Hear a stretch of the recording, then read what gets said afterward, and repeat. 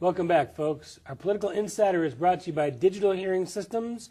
For a free consultation and the lowest prices on premium digital hearing instruments called Digital Hearing, they're on our website, theworldreport.org. Chris Tingles Mathews predicts a GOP takeover of the Senate. Despicable politics in Mississippi's primary, as we now know the GOP was behind the racist ads ran against conservative Chris McDaniel. It's amazing to me how the Republican establishment hates its own base, the Tea Party. Basically, the Tea Party is you and me and my neighbors and the guy that works at the bakery, and it's us, it's the American people that got sick and tired of a government that was oppressive and forcing things down our throats. That's what that whole movement was about. Had nothing to do with race. And as a matter of fact, it was at the end of George W. Bush's tenure when Rick Santelli on CNBC made that rant about the Tea Party and being taxed enough already. That's what that stands for. Taxed enough already. So for the GOP establishment, which in my mind is not much better than the Democrats at this point, to attack the Tea Party base is asinine. The Tea Party is the only movement that I've ever been aware of in America's modern history. That's truly grassroots. In 2010, you know what a lot of people don't realize, that most of the state legislatures are in the hands of Republicans today because of the Tea Party. The fact that the Republican Party took over the House of Representatives was due to the 100%. Tea Party. Unfortunately, the Tea Party did bring in a few oddball senatorial candidates, which could have maybe given the Republicans the advantage. But that's not us. We have no choice over the Todd Aikens. No. But and the Christine. You're missing my point. I'm only saying that. You know, you made a statement off air that you're really not that interested in the political part of it. It doesn't bring out the emotional in you, because I've been sick and tired of the surrender that I see the Republicans in Congress making to the Democrats. They're so afraid of their own shadow. But it's the leadership. I don't, look, you can always blame somebody else. The point is, there is nobody there today that is willing to go to that extra step and put himself on line. See, I don't agree with that. And smash a fist on the table and say... Ted Cruz, when he did that, you came down against him and said that was a ridiculous move. Because it was not the right time and the right place to do it. The point is, I think what is happening, again, off air before we started, you said how much is, and you said it on the air when we did get started, what is it going to take to wake up this country? I think it is starting to wake up. Unfortunately, the propaganda war has been won every inning by the Democrats and the media that they control. And I think, very frankly, I'm not that hot on Fox either. I think they're fair and balanced to a point where they go out of the way to try to be nice to the enemies. And when I had my Tuesday group, the only people that were allowed into the meeting were people that basically agreed with our point of view, and we discussed everything within our point of view. Now, I know that's not the way things are done today in the political arena, but the point is, you're not ever going to win if you're going to be nice guy. You got to hit them harder than they even dream about hitting you. And I'm hoping to see this happening. Now, at the bottom, you've got guys like Rubio, Ted Cruz, Mike Lee, Louis Gohmert, Trey Gowdy. You've got some really, really strong new Republicans on board, but the leadership, the Cantors, McCarthy's, Boehner, McConnell, Cornyn, Corker, even Christie, Portman, Christie. Yeah. These are the guys that are in charge. You know, these are the guys we need to worry about. Well, don't worry about it. These people really aren't interested in being leaders and changing things back to where they were in the good old days. They're there to maintain their position. They got lobbyists. They got a nice perks. And you've got a guy like Chris McDaniel, who is a true conservative. Yeah. He comes in against Thad Cochran, who's been there for like 125 years.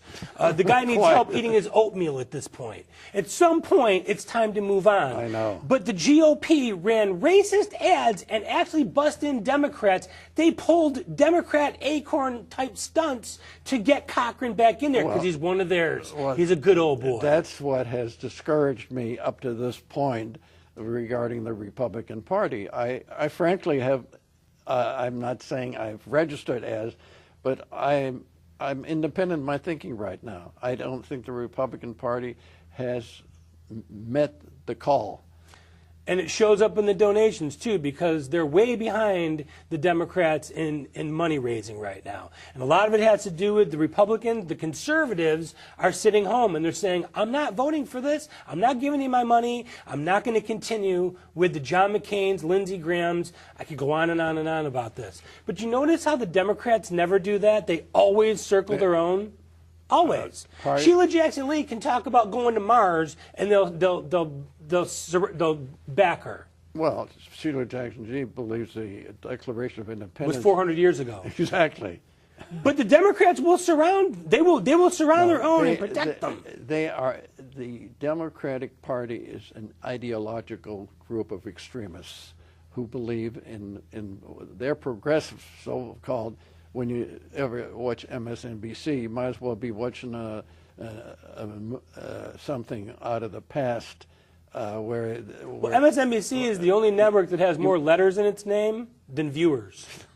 Well, to me, the media, the progressive media, might as well be called Izvestia or Pravda, which are the two top Russian newspapers, because that's the kind of point of view that they have. Yeah, it's propaganda. It's all propaganda. So Chris Tingles Mathews, he thinks that the GOP is going to take over the Senate. Is he saying that as a ploy, or do you really believe that he believes that? I think I've heard some of the people saying the Republicans will definitely get 4 senators and go from 45 to 49. But it's a toss-up whether they can go over the top. Remember, the Democrats have 2 independents, Bernie Sanders from Vermont, socialist, and the guy from Maine. So those 2 guys vote and caucus with the Democrats. Yeah, and caucus is the important thing. Let's take out here. Ruiz. He's going to vote to me. It's Pelosi all at one time. Pelosi is the one that's really running the Democratic House, just like Rita's running the Democratic Senate. And they're much smarter than the Republicans are. They will always pin the blame on nothing getting done, the do-nothing Congress. You know where that came from? In 1948, when that's how Harry Truman won. He said the Republican Congress, which was elected in 1946, surprisingly, to do-nothing Congress, because he vetoed everything. And they couldn't override his veto. But to the people, he was right. Nothing was getting done. This is the same tactics that they're using today.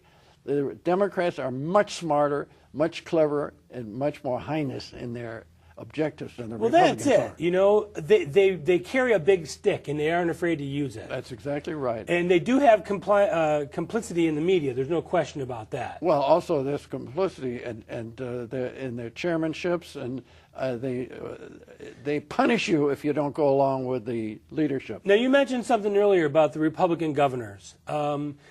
There's a handful of Republican governors that have done unbelievably well, like Scott Walker in Wisconsin, for example. And all the Democrats want to do is take him out. Ohio, he's balanced their Michigan. budget. He's given them a surplus. Yeah, there are 2 Americas He's today. employed people. From a gubernatorial point of view, you're absolutely right. You got 2 Americas today. You got the ones that have the Republican Party label, and they're running it like it used to be run when we were doing things properly. And then you've got the Democrats who want to bring everything down to the lowest common denominator so that the creative people no longer have anything to look forward to. And let's go back a little bit in history here. The way the government was set up, the way the country was founded, is that the House was supposed to be the representatives of the people. Yes. The Senate was supposed to be representatives of the state, and they were supposed to be elected by the state, not by the people. It was on, I think it was as late And the as federal government was only there as 1913. As a backseat to the states. The legislature, state legislators would nominate senators. Right. Yeah. Now, a lot of people don't realize that. Well, a lot of people don't realize a lot of things. I mean, if you're looking at the knowledge of the American people as far as history, as far as economics, as far as what's going on in the world today, you would be very unhappy. Well, you know the results. I don't think I've ever seen the so-called millennials are probably the most uneducated generation we've had. On the other hand, they're also hopefully have the promise for the future. But right now, they're so involved in escapism through entertainment, sports, whatever else. They're really not that interested. You know that. Well, if you think about it, when we grew up, well, you know, even when I grew up, there was 3 TV stations, and it went blank at midnight. You didn't have 24-hour nonstop everything all the time. You didn't have YouTube and Google and Facebook and all this other stuff to distract you from what was going on. But then again, you also had one-party rule for about 60 years during that time until Ronald Reagan, Rush Limbaugh came in and kind of forged a new conservative mindset in the country. I think the situation is that the Republicans really dropped the ball in the 2 terms of George W. Bush. Absolutely. I think that was, first of all, he was lucky. I mean, we were very lucky. Al Gore probably should have been president. And probably would have done less damage to the country. That's exactly what I was going to say. Al Gore's probably happy that he didn't get to be president because he wouldn't have gotten to be a near billionaire. Exactly. But the point is, you know darn well, Jim Baker did a pretty good job in getting that what's his name, that attorney, and then the Supreme Court went along with him. That was almost a coup d'etat. Yeah. But the point is, I think George W. Bush did a huge disservice to this country in a lot of the things he did. I will say he's probably well-intentioned, but he wasn't the smartest guy in the world. And he opened the door for this guy. His spending, the Medicare prescription Part D, wanting to give the ports over to the Dubai. He wanted to push for amnesty. Oh, Harriet I know. Myers, John Roberts. The crash of '08 was on Bush's watch. The GM government takeover of the car companies. You could go on and on and on about George. I agree Iraq. with you. Yeah, that was horrible. That was as bad as Vietnam was for Johnson. We need to take a quick break before I blow an artery. We'll return with our moment in history.